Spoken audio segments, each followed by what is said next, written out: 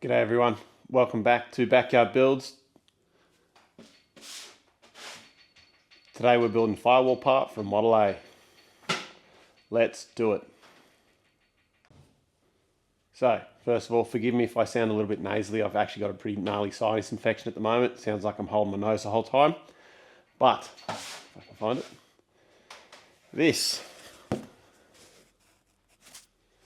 This is a firewall part, or it's a dress-up part for a Model A. It's for a fiberglass body car. The owner just wants a little bit of a decorative piece, just something to take away from the sort of plastic look of it. He's made up this cardboard template. You can see the black lines, roughly where he wants beads, not to that size, just a bit of a guide. So what we're going to do today is make a timber hammer form to use as our guide. So you've seen me do this in the past with the MX-5 Ute. We did the steel hammer forms. Today we're actually going to do them in timber. I'm going to explain you the whole process of how I've made it and all my offsets, etc. And then we're going to get a jump on the hammer, which is over there. And I'm going to show you how to knock up this firewall piece. How you going, guys? This is a quick one for all our South Australian and Adelaide viewers. Hare Forbes have just released spots for students only on their upcoming Power Hammer class on the 14th and 15th of March. This means you're not purchasing a hammer with your course, you're just purchasing the course itself. You still get to learn how to use the hammer, and there will be a discounted price if you wish to purchase one on the day. I'll put a link in our bio. Make sure you get on and grab a spot. So as you can see, there's these black text lines roughly where the owner wanted a shape. He did want something right down here, but it's just not going to be physically possible, just due to this transition here in the depth of all these bits. So what I've done, hopefully you can see, I've actually gone and made notes, which are going to reference onto our timber. You can see I've got a dashed line through here. Obviously the text lines, these dashed lines, and these are my center lines. From there, I've worked out my offsets. So I've actually already done a piece over here. This bead is 25mm wide and it's about 10mm high. So I know my lower is going to be 25. You can see there's this second set of lines either side of everything. They're 40mm wide. Now those 40mm wide ones relate to my die size. I will explain this in a second, but first up, I'll show you. So part of my offsets, you see how I've got some of these spots that are circled. These are my center points. These are my references. So what I'm going to do, what I've already done actually, I've just got some old marine ply. This is the best stuff I find. It holds its shape. This is old and dirty, but it doesn't matter for what I'm doing. As you can see, I've already chalked on my template. So what I'm actually going to do is I'm actually just going to put a little center punch on all my circles in those spots. And I'm going to do it on this one and this one. I'm going to cut the board in half and just trim some of this excess off. I'm then going to stack them. I'm not going to trim the total profile. Actually, probably won't mark centers on this one. I'll just do it on this one. And then, yeah, I'll swap them over. And I'll stack them. And I'm going to drill one hole all the way through. So all those holes and those center points line up. So, see those chalk marks where I've marked out the centers of our holes. I'm just going to clamp the two together. Now, the patterns don't line up on the top and bottom board. That doesn't really matter at the moment. These are purely just guides. So currently it doesn't matter. It's only when we do all our drilling. I've got a 4mm drill bit here. This is just going to be a pilot drill, and it's enough to go through both boards.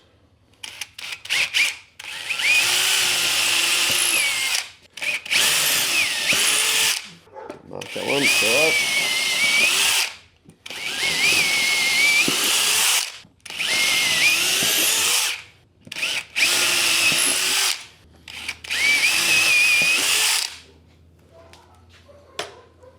Alright, now let's cover why we've only done pilot holes. So with this pattern, I had drawn 2 sets of offsets. I drilled one set at 25, which is what, let me grab our, that's what we want this bead to end up at. It's 25 mil wide. 25 wide this way, depth is irrelevant at the moment. That is to mimic a factory bead on a Model A, like a 27 Roadster body. The reason I went 25 actually is that's what's going to be our lower die. I'll show you more of that when we cut it out, etc. The other set of offsets is 40 mil, and that is to match the tooling that comes with the PHM 560. So the reason the neighbours are leaving, it's Boxing Day everyone, just so you're aware of what day it is. That die is 40 mil round. So I need that die to actually be able to drop into a hole and sort of like slide through it. Actually, bear with me. Like what I did on this set. So, tool has to come through and just has to be able to pass through this slot. This is just a guide. It's like putting a fence up. It's just so it doesn't like wander, or you can, yeah, it's just so you've got a nice, decent straight line. It's completely captive, okay? While we're at it, I'll show you the lower as well.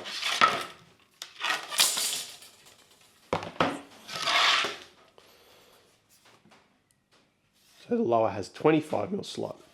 Now, any man and his dog should know that 25 and 40 don't pass through each other. But it's going to be hard to sort of show you on the camera. It's only going to drop in so far. So we're pre-setting our depth with just our timber and tooling. We're not having to chase it on the hammer.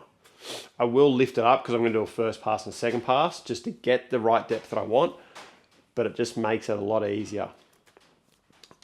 This is also 19 mil marine ply, which means the tool is completely held captive all the time along those smooth edges. It can't jump out, it can't fall through.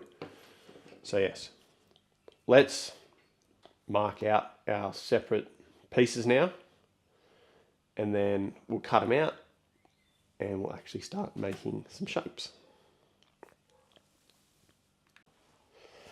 So the last thing I'm going to do is I'm actually just going to screw the boards together because I do need them to line back up Spidey Dog later.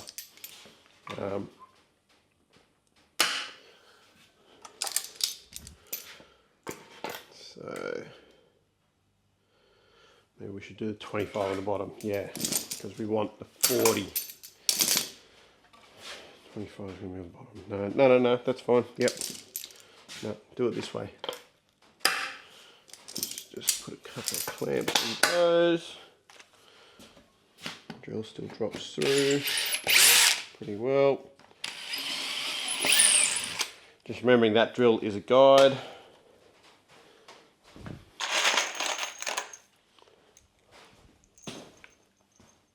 Actually only just got, of all things, a couple of fencing screws.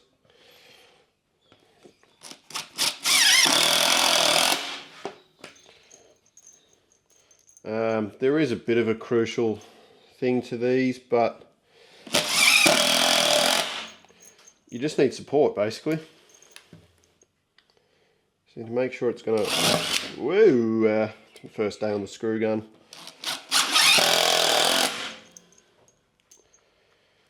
Just need to make sure your piece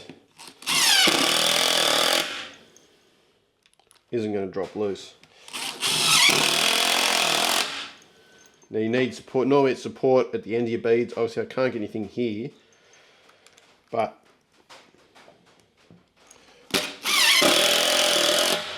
it'll be alrighty.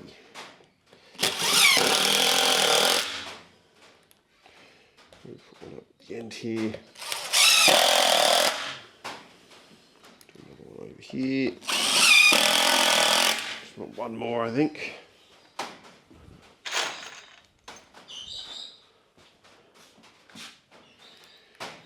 Let's put one more. What about there somewhere. So that's our clamp. That's going to hold it together later. We have to drill holes in the sheet for that. But we've got to weld them up anyway, so it doesn't matter. So now that's good. I'll unscrew that and we'll start cutting slots and holes into this.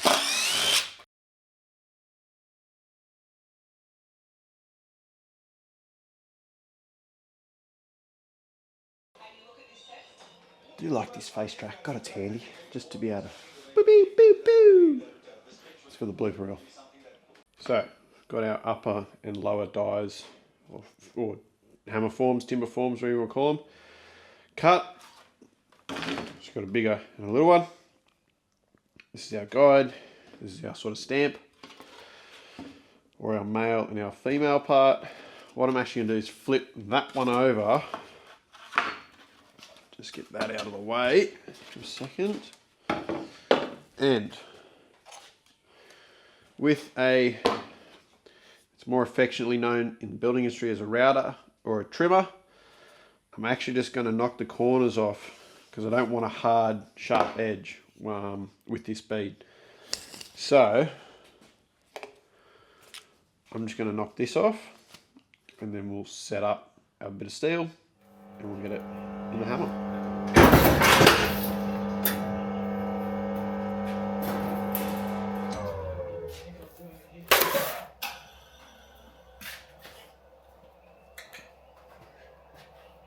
I cut myself. Ta-da! So, now we have both pieces cut. We've got our blank cut. We need to screw it all back together and make one big sandwich. So, oh, and the reason I put that radius on there is I don't want a hard edge in my corner. I want like a nice soft sort of turn out of it. It means I basically have to do no dressing once this is done, which is better for everyone. Less hammer marks, less damage. So that is our inner. And that is this. We know the screws poke through that side, so I'm going to flip this all over, because then this all lines up hunky dory. Just get it out of the way. Put a blank in here. Now our blank is bigger, so we just need to make sure we're covering the area. As you can see, I've just left my top two screw holes visible because I'm going to use them as my initial guides when I bolt this down in a second. Screw this down, I should say. So I'm just going to drop those two screws in.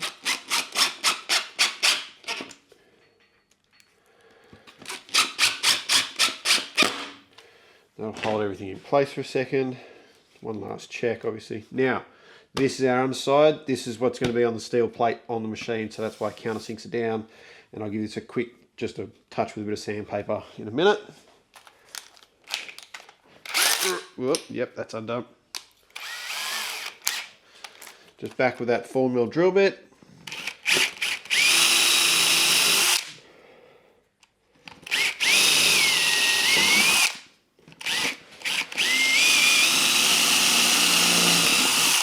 You got to be careful not to go all the way through the timber on the other side, because then you won't have any clamping force. So as I'm going, I'm just going to drop these screws in as well. I will pull this all apart and clean everything before we hammer it up. So I don't want any inclusions or anything in between the sheets causing a dent. Chuck these last screws in, make sure it's happy. You also don't want to send these screws all the way to Kentucky. So that's in there. Happy with that. Pull all the screws out.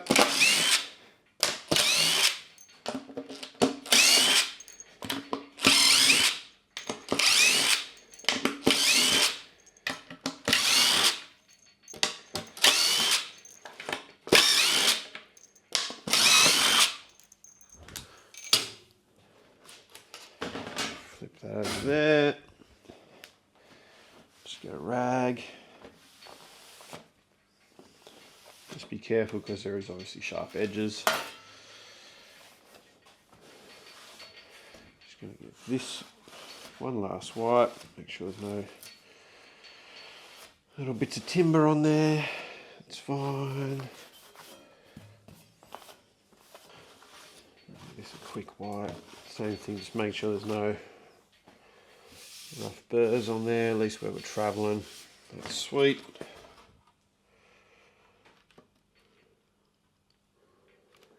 And screw it back down.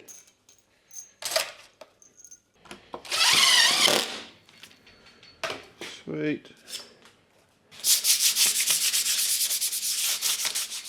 A little bit of sandpaper.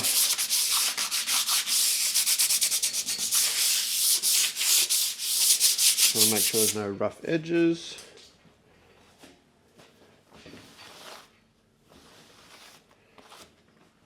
Sweet.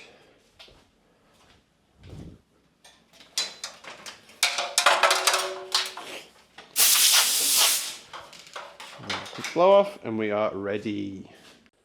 Alright, so this is all ready to go. I've got my steel base plate in there. The tool I have in is a 3/4 radius die. I've only selected this because I wanted that wide draw and that deep push. This will only go so far. So this sets my depth. I do have to wind it up a little bit, but this purely sets my depth. Actually gets to a point where this won't even move. It'll sort of jam the hammer up. So I know where I need to set this. And it was tooling all the way up.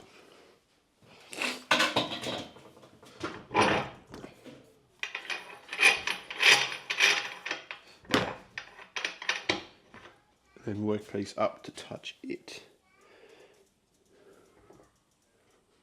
which essentially puts me at this hole. Do up our tooling so our bed doesn't swivel.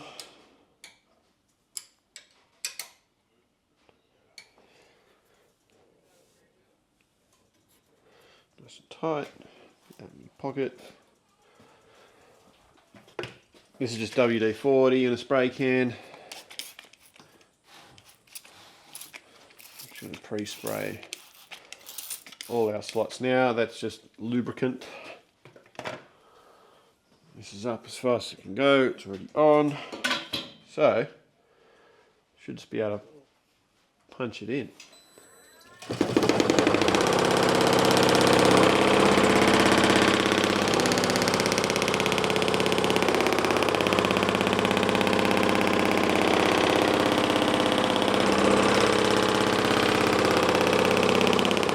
Gone over it a couple of times, nothing too hectic. Now I'll do the rest. Alright, so we have hammered it all up. We can now release it from the die. So you might remember when we did that steel one for the MX-5, it actually sort of got stuck on the die a little bit. That's because we had a hard edge, like a hard 90-degree corner, and it got trapped in there. This one having a much softer, it's like a 6mm radius. It should actually just come right out.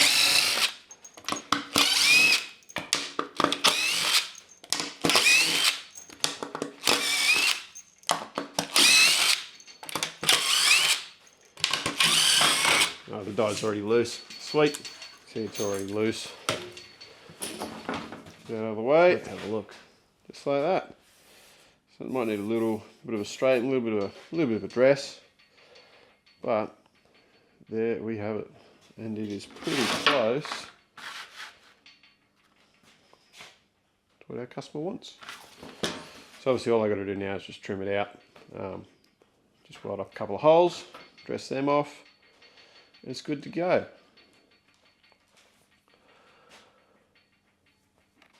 Am I going to cut the video off here, or am I going to do it for you? Nah, I'll do it all with you. So you can watch all the way through the finish out process. See just how I do it, how I finish my panels. Yeah, alright, I'll clear off my workstation, my work table. As you can see, it's loaded with stuff, like it always is. So I'll just get all this off and we'll finish up this panel. Alright, so we've given everything a bit of a tidy up. I'll just wipe this down with a rag. Going to do this one a little bit differently. Last time you saw me do this, I used a chisel in the corner. We did have a hard edge. Because we've got a nice round edge. Hey! Trying to film in here!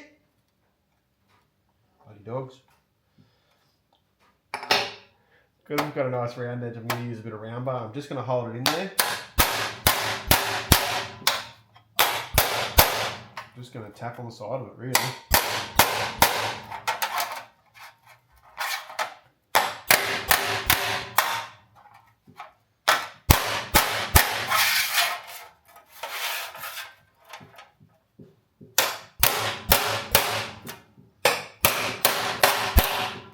Now at the same time I'm doing this, I'm just putting a little bit of downwards pressure on it,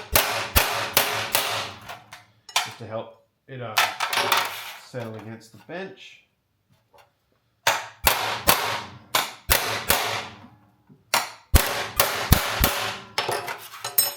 You can see that's already dropped down quite a lot. Let's just do these ones.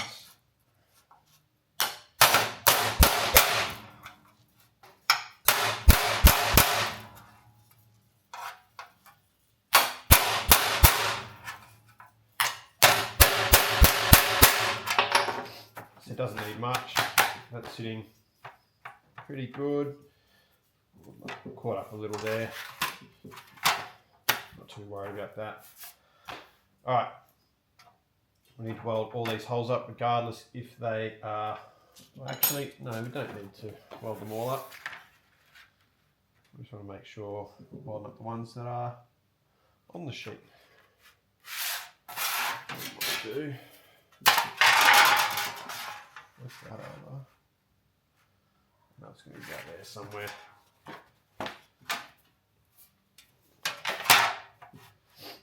Cool. So I've marked out the outside edge. I'm going to cut some of it in. Come on, camera. Guillotine. Hopefully cut that long straight bottom edge. And then I'll trim this. And then I'll get my... Throw the shears out from under there, set them up on the table, and just go around the edge. Alright, so now I've cut it. I've just deburred it quickly with my deburring tool. Just gave it a quick wipe down, and that's pretty much it done. So as you can see, we've got that flying V. It's almost like a smiley face. Pretty much exactly what the customer has drawn on there. So I hope that explains majority of how to make a timber form. It's a very quick way of putting a bead in. You can cut these by hand, CNC router cut them, however you want to do it. Knocking the edge off. That's what we did with that trimmer. Just like a little router bit. All I basically did was set that at a depth of about 4 mil, and it gave me like a nice little radius on the lead in, which just gave me this sweet little shape. Doesn't really look too sharp, but it looks quite soft and it'll work with the rest of the car. So yeah, any more questions, guys, you know where to find us. Instagram, Facebook, YouTube comments. Make sure you like, subscribe, and comment on all 3 of those platforms. We've got plenty more content coming up this year. Thank you for watching. We'll see you on another episode of Backyard Builds.